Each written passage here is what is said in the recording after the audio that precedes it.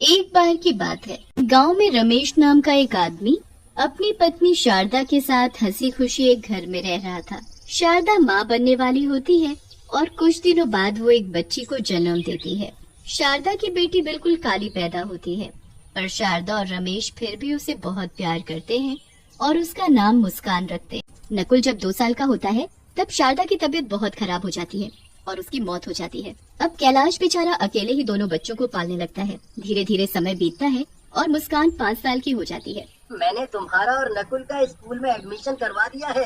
अब तुम दोनों कल से स्कूल जाना और खूब मन लगाकर पढ़ना।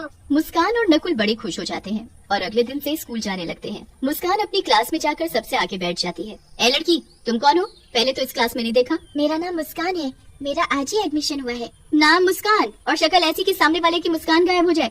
चलो जाओ और सबसे पीछे जाकर बैठ जाओ। तुम्हारी ऐसी काली शक्ल देखकर मैं पढ़ा भी नहीं पाऊंगी। मुस्कान बेचारी बड़ी उदास हो जाती है और पीछे जाकर बैठ जाती है। जैसा उसने सोचा होता है उसके साथ वैसा बिल्कुल भी नहीं होता। मैडम उसके कालेपन की वजह से उससे बहुत चिढ़ती और उसके साथ बुरा व्यवहार करती थी। ये सब बात मुस्कान कभी भी अपने बाबूजी को बताने की हिम्मत नहीं कर पाती थी ताकि मैडम उसे मारे ना। पढ़ने में मुस्कान बहुत ही होशियार थी, पर इतनी होशियार होने के बाद भी मुस्कान की टीचर उसे बिल्कुल पसंद नहीं करती थी। एक दिन जब मुस्कान और नकुल दोनों स्कूल जा रहे होते हैं तो मुस्कान गलती से अपनी कॉपी घर भूल जाती है। स्कूल में मैडम जब सब बच्चों को एक एक करके बुलाती है तो मुस्कान की बारी भी आती है। मुस्कान अपना पूरा बैग छान मारती है पर उसे कॉपी कहीं नहीं मिलती। अब वहाँ खड़े खड़े क्या कर रही हो? जल्दी कॉपी लेकर आओ। मैडम जी, वो मैं कॉपी लाई थी और सारा काम भी किया था पर कॉपी नहीं मिल रही। तुम जैसे बच्चों के बहाने मैं खूब जानती हूँ। आओ अभी कभी इधर आओ। मुस्कान डरते डरते मैडम के पास जाती है। उस दिन तो मैडम ने अपने पास एक कांटों से भरी डंडी रखी हुई थी। अपने हाथ आगे करो। मैडम जी, मुझे माफ कर दो प्लीज, मैंने सच में काम किया था। मैंने कहा हाथ आगे करो, समझ में नहीं आता क्या? मुस्कान डरते हुए अपने हाथ आगे करती है। मैडम अपनी कांटों से भरी छड़ी उठाती है और जोर जोर से मुस्कान के हाथ पर मारना शुरू कर देती है। मुस्कान बुरी तरह चिल्लाने लगती है और उसके हाथों से खून बहने लगता है। मैडम जी मत मारो, मुझे मत मारो, माफ कर दो मैडम जी, मुझे माफ कर दो। मैं बच्चों को माफ नहीं करती बल्कि उनको सजा देती हूँ, सजा। और तुझ जैसी काली कलूटी को तो डबल सजा मिलनी चाहिए। मैडम मुस्कान को इतना मारती है कि मुस्कान खूनम खान हो जाती है। रोज मुस्कान की मैडम उसे ऐसे ही मारती और एक दिन तो हद ही हो गई जब मैडम ने सजा देने के लिए उसे स्कूल की छत पर नंगे पांव धूप में खड़ा कर दिया। मुस्कान की हालत इतनी बुरी हो गई कि वो चक्कर खाकर छत से नीचे ही गिर गई और तड़प तड़प कर मर गई। उस वक्त कैलाश 2 दिन के लिए शहर गया होता है। ये खबर सुनकर वो दौड़ा चला आता है, पर आने के बाद उसे ना ये पता चलता है कि उसकी बेटी की मौत कैसे हुई और ना ही उसे अपनी बेटी की शक्ल देखने को नसीब होती है, क्योंकि गांव वाले ही उसका क्रियाक्रम कर देते हैं। कैलाश को मुस्कान की मौत का बहुत दुख होता है और वो उसके लिए बहुत रोता है। कुछ दिन बाद वो नकुल को स्कूल छोड़ने जाता है। वो नकुल को छोड़कर जा ही रहा होता है कि उसे स्कूल की छत के किनारे एक भयानक शक्ल की काली सी चुड़ैल बच्ची दिखती है। कैलाश जल्दी से भागकर पास जाकर देखता है तो वहाँ कोई भी नहीं होता।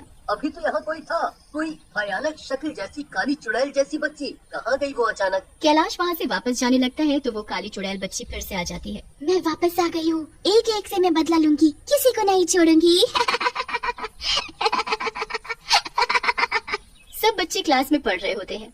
हमेशा की तरह मैडम बच्चों को मार रही होती है। तभी वो काली चुड़ैल बच्ची खिड़की के पास आकर खड़ी हो जाती है और उस मैडम को घूर घूर कर देखने लगती है। उसके बाद वो टेबल पर पड़ी कांटों वाली छड़ी को देखकर घूरने लगती है। छड़ी अचानक हवा में उड़ने लगती है। सब बच्चे और मैडम हवा में उड़ती छड़ी को देखकर हैरान हो जाते हैं। उसके बाद वो एक इशारा करती है और छड़ी मैडम को मारना शुरू कर देती है। मैडम जोर जोर से चिल्लाने लगती है और वो काली चुड़ैल बच्ची बहुत खुश होती है। अब आया ना मजा, अब पता चलेगा कि कैसे दर्द होता है।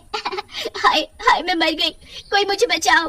ये क्या हो रहा है? कौन है यहाँ? कौन कर रहा है ये सब? यहाँ कोई भूत तो नहीं? हे भगवान, मुझे बचाओ। बच्चे तो बड़े खुश होते हैं और मैडम वहाँ से भाग जाती है। अब दिन के वक्त वो मैडम लंच कर रही होती है। जब मैं खाना खाती थी तो मुझे खाने भी नहीं देती थी ना, आज मैं तुझे खिलाती हूँ पेट भर कर खाना। काली चुड़ैल बच्ची अपना हाथ गोल गोल घुमाती है और सारा खाना हवा में गोल गोल घूमने लगता है। अरे अरे, ये क्या हो रहा है? ये कैसे हो सकता है? यहाँ पक्का कोई भूत है। कितना मजा आ रहा है तुझे ऐसे देखकर। अब मैं रोज ऐसे ही करूँगी। मैडम को आसपास कोई दिखाई नहीं देता। वो खुद को बचाने की कोशिश करती है पर मैडम के हाथ पैर नहीं हिल रहे होते। पूरा दिन वो काली चुड़ैल उस मैडम को ऐसे ही परेशान करती है। अब रात हो जाती है और मैडम अपने घर आराम से सो रही होती है। तभी वहाँ चुड़ैल बच्ची आती है और बेड के पास जाकर खड़ी हो जाती है। मेरे रंग की वजह से मेरे साथ इतना बुरा बर्ताव किया, अब मैं बताऊंगी कि कोई ऐसा करे तो कैसा लगता है। चुड़ैल बच्ची अपना हाथ मैडम के मुंह के आगे गोल गोल घुमाती है और मैडम का रंग सुर्ख काला पड़ जाता है। चुड़ैल बच्ची ये देख बड़ी खुश होती है। अब देखना अपनी शक्ल, तब पता चलेगा मुझे कैसा लगता था। अब महसूस करना मेरी तकलीफ। अगली सुबह जब मैडम शीशे में खुद को देखती हैं तो उसके होश ही उड़ जाते हैं। वो जोर जोर से चिल्लाने लगती है, ये क्या हो गया? मैं काली कैसे हो गई? मैडम रगड़ रगड़ कर अपना मुंह धोती है, पर उसका रंग वैसे का वैसा ही रहता है। उसे बिल्कुल समझ नहीं आ रहा होता कि रातों रात उसका रंग काला कैसे पड़ गया। वो जैसे तैसे अपने मुंह पर ढेर सारा पाउडर लेकर स्कूल जाती है ताकि उसका काला रंग छुप सके। पर जैसे ही स्कूल पहुंचती है तो चुड़ैल काली बच्ची उसका पहले से ही वहाँ इंतजार कर रही होती है। कब तक अपने इस रंग को छिपाएगी? इसे तो मैं अभी सबके सामने ला देती हूँ। चुड़ैल बच्ची अपने जादू से बारिश शुरू कर देती है और मैडम का सारा मुंह धुल जाता है। मैडम को ऐसे देख सब बच्चे उन पर हंसने लगते हैं। मैडम जल्दी से छुपते छुपाते क्लास में जाती है और किताब को मुंह के आगे रखकर पढ़ाने लगती है ताकि उसे कोई देख न सके। चुड़ैल बच्ची वहाँ भी आ जाती है और जादू से मैडम के हाथ की किताब उड़ाकर गिरा देती है। बच्चे मैडम को देख बहुत तेज हंसने लगते हैं। क्यों हंस रहे हो? तुम्हें उससे क्या? काली हो तो क्या किसी के कालेपन का मजाक उड़ाना चाहिए? चुपचाप बैठकर पढ़ाई करो। मैडम क्लास से बाहर जाने लगती है कि तभी पीछे से एक बच्चा बोलता है, जब खुद मुस्कान के कालेपन का मजाक उड़ाती थी तब ये बात नहीं बताती क्या मैडम को? मैडम उस बच्चे की ये बात सुन लेती है पर चुपचाप वहाँ से चली जाती है और अकेले जाकर बैठ जाती है। वो बच्चा बोल तो सही रहा है, मैंने उस मुस्कान के साथ कितना बुरा किया क्योंकि वो बस काली थी इसलिए।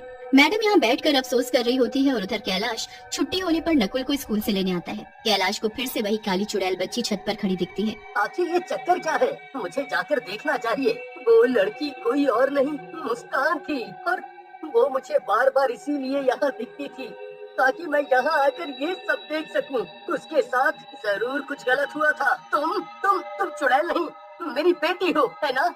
तुम मुस्कान हो ना? हाँ पापा। मुस्कान सब कुछ अपने पिताजी को बताती है।